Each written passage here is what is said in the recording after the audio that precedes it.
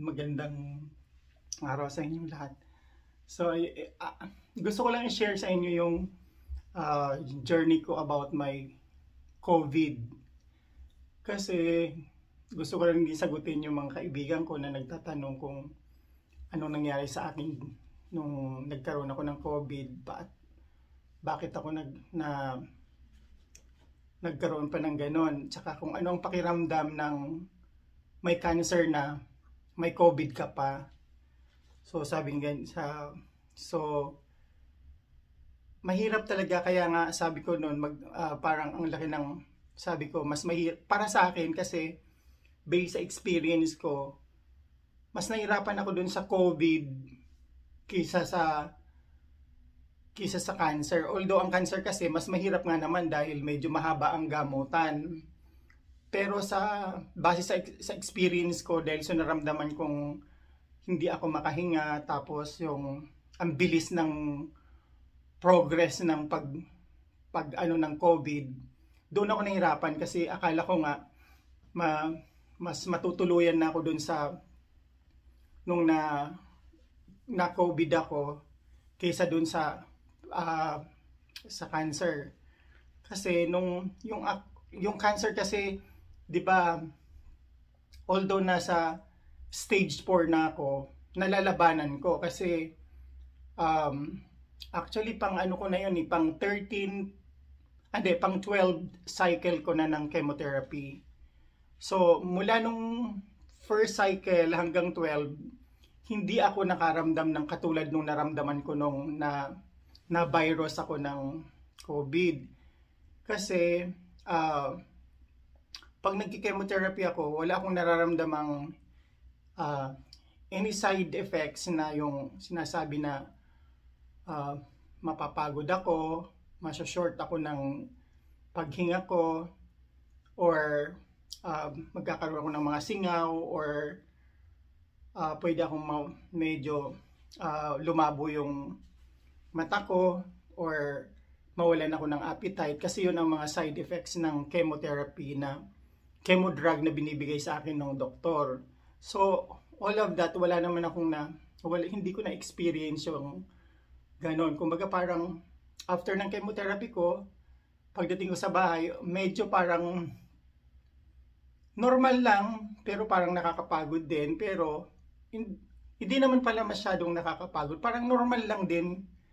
Kaya nga sabi ko ngayon, ang ganda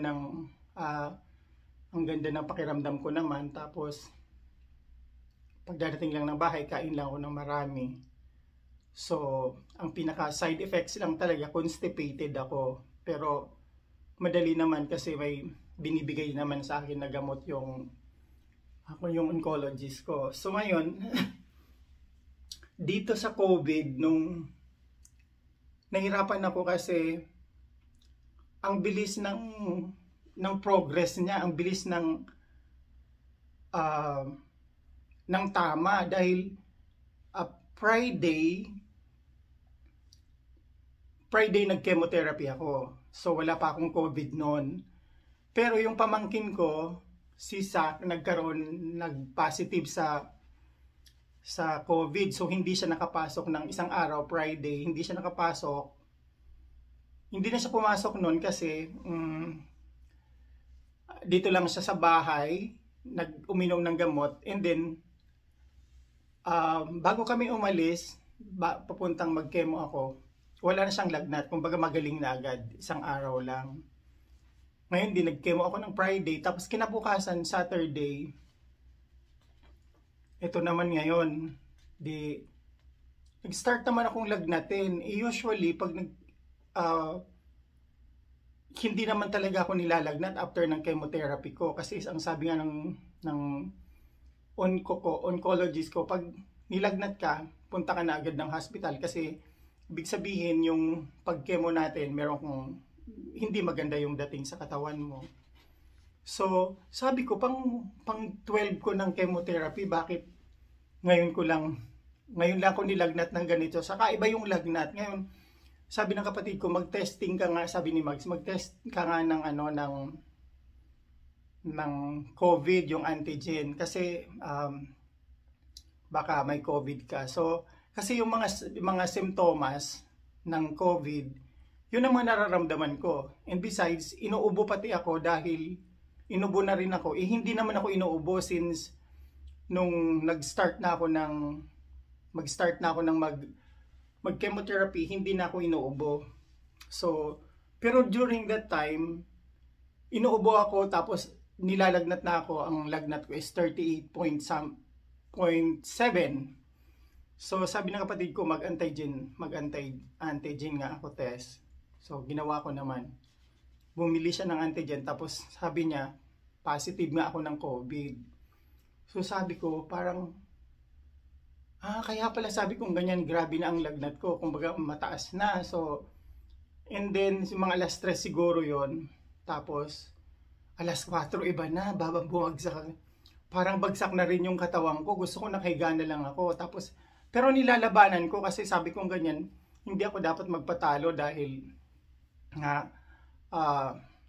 kumbaga, may katatapos ko lang mag-chemo, tapos, yun pa, may lagnat ako, hindi maganda. So, sabi ng kapatid ko, kung gusto mo, magpunta na tayo ng hospital dahil, yun naman ang sabi ng doktor na pag nilagnat ka. Kaya lang sabi kong ganyan, paano yun? Di ba nga, katatapos ko lang mag-chemo, tapos, may COVID naman ako. Ano kayang mangyayari? So, madaling salita, kinabahan na rin ako kasi talagang kung ano-ano na pating pumapasok sa isip ko. Kumbaga parang nararamdaman ko sa sarili ko na iba na to. So, kumbaga parang nag-hallucinate na ako na iba na yung mga pumapasok sa isip ko kasi nagpo-40 na yung lagnat ko. So, medyo talagang mataas na, parang niisip ko na nga lang na baka bigla akong bumagsak kasi talagang nanghihina ako, yung mga kasukasuan ko parang hindi ako makalakad. Tapos, which is hindi ko yung nararamdaman sa cancer, na hindi ko naramdaman yung mga ganun na pati yung manghina ako, wala yon. Ang pinakanaramdaman ko lang sa sakit ko nga sa cancer ay yung sobrang sakit naman sa likod. Pero one time ko lang na na-experience yun. Pero yung sa yung sa COVID naman, hindi na ako makahinga. Sabi ko nga yung sa cancer, hindi ako nakaramdam ng short of breath. Pero dito sa COVID, talagang hindi, parang yung hininga ko hanggang dito na lang. So sabi, kinakaba, parang nag-ano na rin sa isip ko na baka hindi ako natuluyan sa cancer, matuluyan ako sa COVID. Kaya yun ang nasabi ko na mas mahirap yung COVID kasi yung progress ng sa katawan mo, ang bilis na kaya ka talagang baka in less than 24 hours or more mawalan ka na ng hininga. So ang ginawa ng kapatid ko, madaling araw ng Linggo, minomonitor niya rin ako. So ako mismo hindi na ako makatulog. Sabi ko parang pinipilit ko na lang na wag na muna kaming pumunta ng hospital kasi sabi kong ganon. Pag Linggo kasi, isa pang iniisip ko kaya ayokong pumunta ng hospital dahil medyo malaki ang babayaran sa hospital pag Sunday, pag holiday, wala kang discount. So madaling salita, pinipilit ko sa isip ko, yun pa rin, ang daming naglalaro sa isip ko, although parang nagka-hallucinate na ako na, sabi ko, iba na nangyayari, parang yung meron na akong naiisip na iba na, kasi 40 na nga yung lagnat ko. Kumbaga parang tinitibayan ko pa rin. Although, ang sama na ng pakiramdam ko, hindi pa rin nawawala sa isip ko yung magdasal. Dasal pa rin ako ng dasal na, Lord, sabi kong ganyan, tulungan mo ako kasi siyempre ayoko bang mamatay muna ngayon kasi sabi kong ganyan, meron pa akong mga inaalalang mga maliliit na anak ko. So, yun, nagdadasal ako na, sa mind ko lang, nagdadasal ako na, Lord, bigyan mo pa ako ng another chance. Huwag mo muna akong kukunin dahil dito sa COVID na to. So, madaling salita, madaling araw, Linggo, hindi ko na inisip yung babayaran. Sabi ng kapatid ko, huwag mo nang isipin yung babayaran. Pera lang yan. So, ayun, ang ginawa namin, pumunta na kami ng Linggo, madaling araw sa hospital. So, pagdating ko sa hospital, ayun na nga, kumbaga parang lahat na is pagpasok agad ako sa emergency room. Tapos swab test. Talagang kinonfirm lang nga ng mga doktor doon na positive ako, tapos in-isolate na ako, tapos ang dami na ECG, tapos kasi nakita na sa records ko na meron ka palang cancer na ginagamot, kasi doon din ako dinala sa hospital na kung saan ako na-confine. Ngayon, ang ginawa nila, tinawagan pa nila yung hintay muna, kasi sabing ganyan, ano bang nararamdaman mo, kasi tatawagan muna namin yung oncologist mo, yung doktor mo, kung inform namin kung anong, hindi ko alam kung anong sasabihin, basta sabi niya kausapin muna nila yung doktor ko bago nila ako bigyan ng kung anong gamot, kasi hindi ko alam kung anong, baka may problema kasi may cancer na, may COVID pa. So ang ginawa, naka-isolate na ako, tapos dinala na ako doon sa isang building, hiwalay doon sa building na dati kong kukonfinan. Doon ako sa isang building naman. Ang kagandahan lang dito sa Korea, kasi kahit wala kang dala-dalang pera, hindi pera ang tinitingnan nila. Automatic yung pasyente kung ano kalagayan. Kumbaga ako automatic admit agad ako, tapos ginawa na ng lahat ng test ko, everything, and then nilagay na ako sa isolation room, and then nilipat na ako sa isolated building din, na tag-isa-isa kaming kwarto. Yun ang mahirap din, kasi nung nasa kwarto na ako, parang ganito lang na sala namin, kalaki, tapos ang ginagawa ko na lang double lock yung pintuan, kasi talagang very strict din sila. Ang ganda ng para hindi kumalat yung COVID, kasi dalawa yung pintuan bago ka makapasok sa isang pinto, kay isang pintong nakalock talaga na hindi ka pwedeng lumabas, sila lang nakakaano ng pinto na yon. Tapos doon lang ako sa loob, tapos may mga CCTV lang na nakamonitor sa akin, tapos continuous and then talagang close monitoring naman sila sa akin dahil nga sa cancer ko tsaka sa COVID ko. And then 3 days na hindi pa rin nawawala, hindi bumababa yung lagnat ko, kaya kinakabahan din yung doktor ko.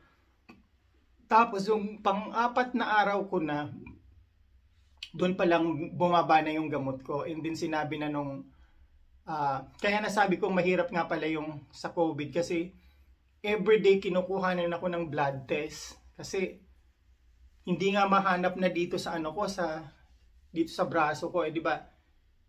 Isa lang naman ang titingnan nila, kasi hindi naman pwede dito sa kabila dahil putol tong kabila. So dito lang lagi. Kaya tadtad na to ng turok ng gamot, ng karayom. Kumbaga parang sabi ko, parang nakakapagod na rin, kasi sa dami ng tinuturok dito, iisa lang. Tapos ang ginagawa nila, dito sa paa ko na ako kinukuhanan ng blood para sa blood chem. So ganoon. So tapos yung hindi talaga ako makakain, na as in talagang naaamoy ko pa lang yung pagkain, nasusuka na ako, ayokong sumuka. Kaya ang ginagawa ko, hindi talaga ako kumakain. Meron akong dinalhan ako ni Mags ng kapatid ko ng mga prutas. Yun lang tinatanggap ng tiyan ko, na yun ang kainin. Kaya sobrang pumayat ako dahil wala talaga ako makain sa hospital for 1 week, kasi 7 days akong doon, 1 week akong na confine. So ang kagandahan lang kasi dito sa Korea, talagang hindi ka hahanapan ng pera muna. Kumbaga parang diretso lang ang gamot nila, gamutin ka ng gamutin. Wala silang sasabihin sa'yo na kailangan mo magdeposito ng ganitong halaga, 30,000. Kasi yung tita ko gano'n, nagkaroon ng, hindi nga naman siya COVID, pero pagdating sa isang hospital sa Pilipinas, hinihingan agad ng 30,000 bago daw i-COVID test. Kasi kumbaga parang yun ang deposit mo na agad, ang hirap sa Pilipinas. Unlike dito na talagang hindi naman mahirap pagdating sa sa usaping pambayad sa hospital, kasi hindi mo na nila titingnan yung pera, ang titingnan muna nila yung pasyente, uunahin kang gamutin kaysa sa ibang kaysa sa pera agad.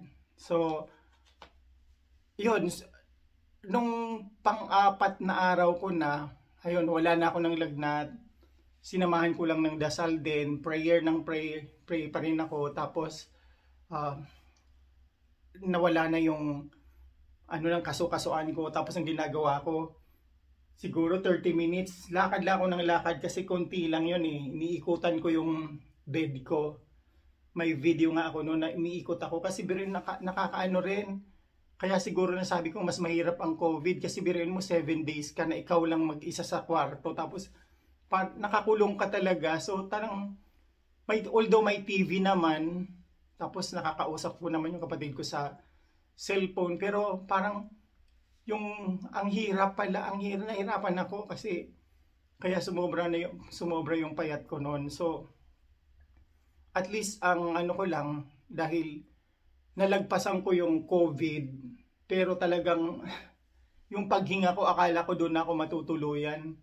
Dahil talagang ang iba na yung ko, iba na yung pakiramdam ko. Sabi ko ganyan, parang hindi ako mahinga. Pero luckily, ang sabi ng mga doktor ko, swerte mo kasi yung hindi masyadong tinumbok yung baga ko daw ng yung COVID, parang ganun yata, na hindi masyadong kasi ang kinakabahan nga ako dahil sabi ko baka yung COVID ikalat niya yung cancer cells ko sa buong katawan. Doon ang kinakabahan ako.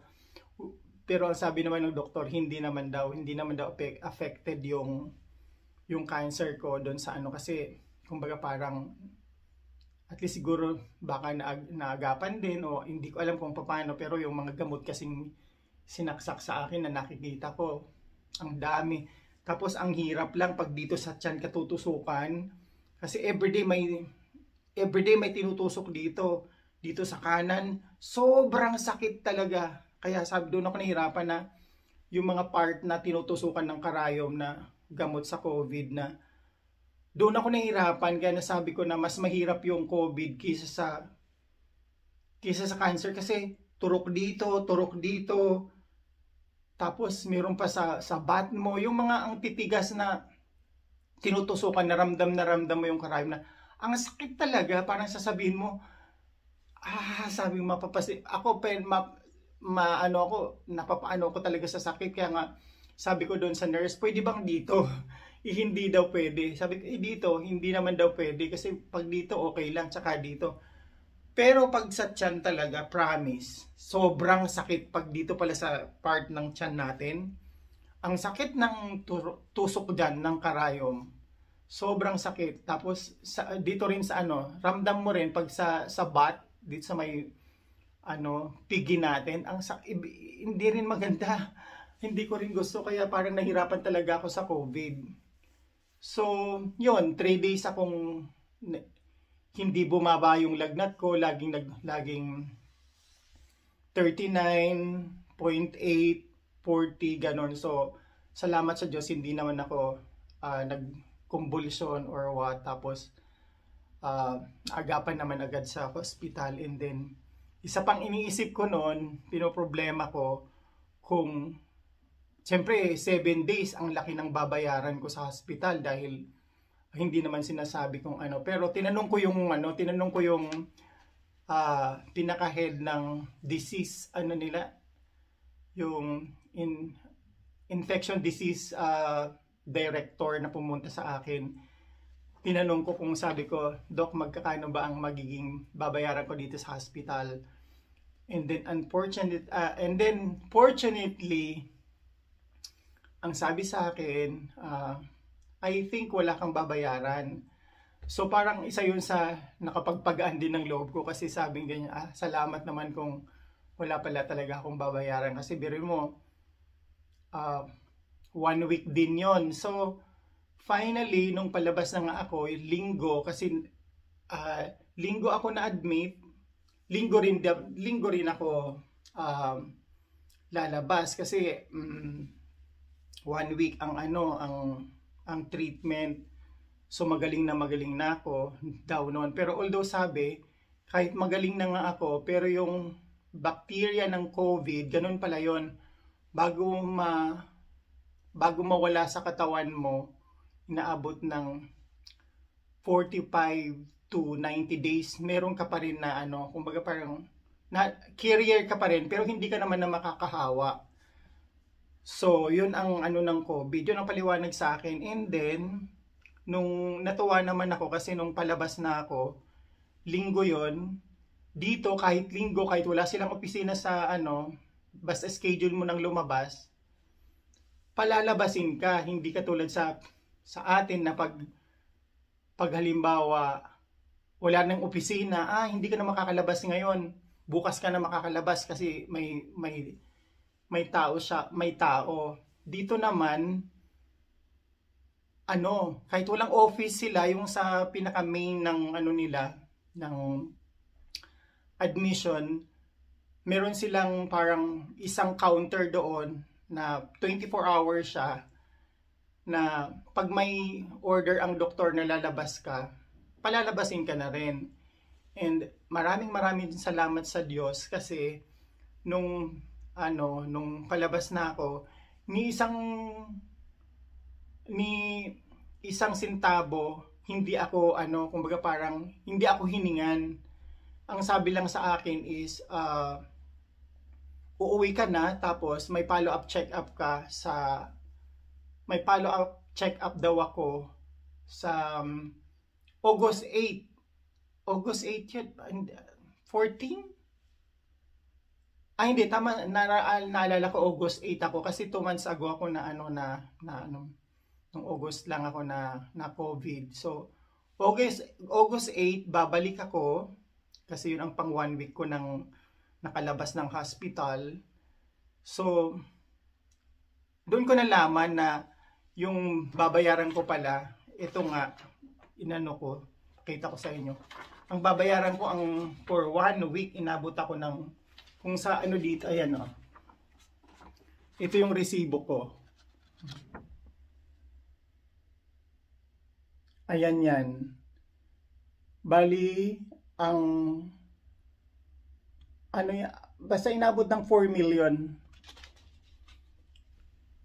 4 million mahigit ang sa pera nila dito. 4 million won ang babayaran ko. Pero resibo lang to, wala akong binayaran. Kumbaga parang binigyan pa rin ako ng receipt kahit ako walang binayaran. So ang galing kasi ang ganda ng gobyerno nila. Ang ganda ng sistema nila na kahit foreigner ka, gagamutin ka talaga nila, tapos ang kagandahan, wala kang binayaran. Libre lahat. So saan ka pa? Talagang gagaling ka talaga pag ganun ang mga sistema na hindi ka nababother sa babayaran mo kasi although nung una iniisip ko rin yun na ang laki ng babayaran ko, pero nung pagdating ko sa cashier, sinabi sa akin na wala kang babayaran. So it's free daw lahat pag COVID related. So which is ako naman, sabi ko kung yung cancer ko nga, nakaka-discount din ako sa kanila. So ang laki rin ng discount ko ng pagpapagamot ko rito. So yung COVID pa kaya na kumbaga parang talagang mandatory yata sa kanila na lahat ng magkakaroon ng COVID, free ang gamutan. So nasama rin ako doon. Kaya sabi ko, maraming salamat sa Diyos kasi nagkaroon ako ng cancer, dito ako na-diagnose, okay, nakaka-recover naman ako. And then nagka-COVID pa ako, saan ka pa doon? Ang inano ko na lang, sabi ko nung una, yung cancer is Christ. Another C na naman, sabi kong ganyan. Ito C na naman, nag-i-start na naman sa C. So, another Christ, kaya ang lagi ko lang na sinasabi na Christ is with me and I am also with Christ, with Jesus Christ. So, panalangin, dasal, 24 hours prayers, yun ang lagi ko na lang na ginagawa na wala na akong ibang ginagawa kundi magpasalamat sa Panginoon, magpasalamat sa Diyos sa lahat ng binibigay na grasya sa atin kasi yun ang importante, magpasalamat tayo sa Panginoon, magdasal kasi alam ng Diyos kung ano mang kailangan natin, kung yun ang ibibigay niya sa atin. Kung ako, nagpapasalamat din ako na nagkaroon ako ng cancer, pinapasalamatan ko to, isang blessing para sa akin kasi nang dahil dito, nagiging more on closer to God ako and then naging mas gusto kong matutunan pa yung mga salita ng Diyos, lalo na sa Bible, yung aralin kung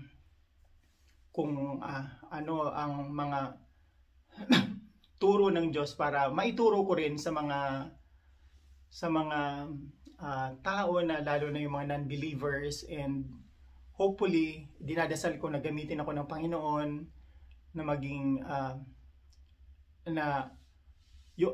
I know may mission pa ako para to share ng lahat ng experience ko kasi nararamdaman ko I know na ako ay isang parang living testimony. I am the witness and the evidence of the kingdom of salvation.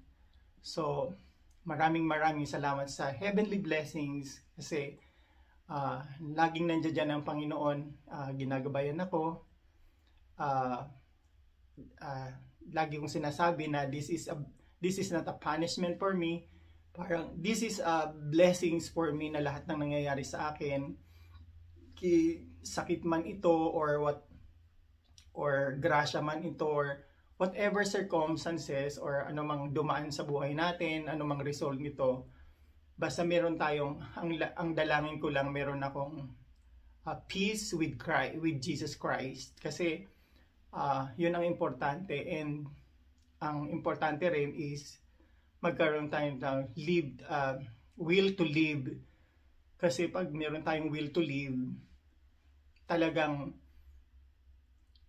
kumbaga parang malalagpasan natin lahat kasi lahat ng sakit, hindi lang cancer, hindi lang kumbaga parang laging battle of the mind ang labanan. So maraming salamat sa Diyos at nalagpasan ko ang cancer, nalagpasan ko rin ang COVID. Maraming salamat, Panginoon. At yun ang experience ko sa COVID at saka sa cancer. Although yung cancer ko hindi pa tapos ang treatment, pero yung COVID tapos na. So ang pagkakaiba nga lang, sabi ko, parang ang bilis ng progress ng sa COVID na parang mas madali kang mawalan ng buhay kaysa sa cancer. Yung cancer kasi it's dire-diretso ang gamutan, makakasurvive ka. Pero yung COVID hindi, talagang ang bilis. Ramdam ko sa sarili ko na parang mas mahirap, tsaka yung sa gamutan ang hirap kasi yung sinasabi ko sa inyong ang daming tusok-tusok, ang daming turok sa katawan. Nahirapan ako. Yun. So sana nasagot ko na yung mga tinatanong sa akin ng mga kaibigan ko, and thank you Lord. Ayun ang laging conclusion ko. Maraming salamat sa Diyos at hindi ako pinapabayaan. Kaya magpasalamat lang tayo at magdasal dahil hindi tayo pababayaan ng Diyos. Mahal tayo ng Diyos. Lahat tayo. So dito na lang muna, and sana pag napanood nyo to, mag-subscribe na lang kayo pag hindi pa kayo naka-subscribe sa akin. Salamat po.